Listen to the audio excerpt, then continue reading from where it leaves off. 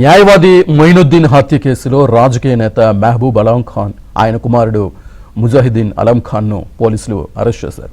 తన భూములకు అడ్డు వస్తున్నాడని 25 లక్షల సుపారీ ఇచ్చి మొయినుద్దీన్ ను అలం ఖాన్ చంపించినట్లు పోలీసులు తేల్చారు. మొయినుద్దీన్ ను చంపేందుకు 2 ఏళ్లలో 10 సార్లు ప్రయత్నించినట్లు తేల్చారు.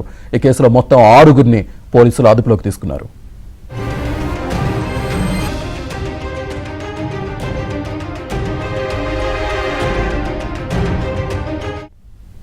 ఇదే అంశానికి సంబంధించి పూర్తి డీటెయిల్స్ మా క్రైమ్ కరెస్పాండెంట్ ప్రవీణ్ అందిస్తారు. ప్రవీణ్, న్యాయవాది మొయినుద్దీన్ హత్య కేసుకు సంబంధించి పోలీసుల విచారణ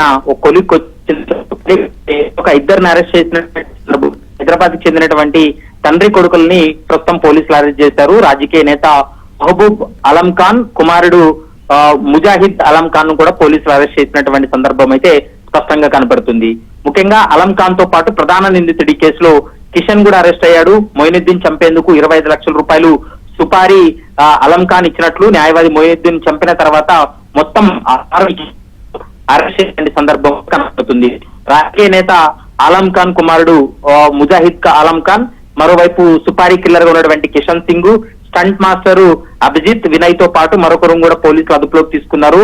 తన భూములకు అడ్డం పడుతున్నాడు అనేటువంటి ఉద్దేశంతో మొయినుద్దీన్ అతి కిరాతకంగా అలం ఖాన్ గ్యాంగ్ మొయినుద్దీన్ అతి కిరాతకంగా చంపినటువంటి సందర్భం ఉంది. మరోవైపు హిట్ అండ్ రన్ చేసి మొయినుద్దీన్ ను హత్య చేసినటువంటి తండ్రి కొడుకులను విచారించినటువంటి సమయంలో ఈ విషయాలన్నీ కూడా వెలుగులోకి వచ్చాయి.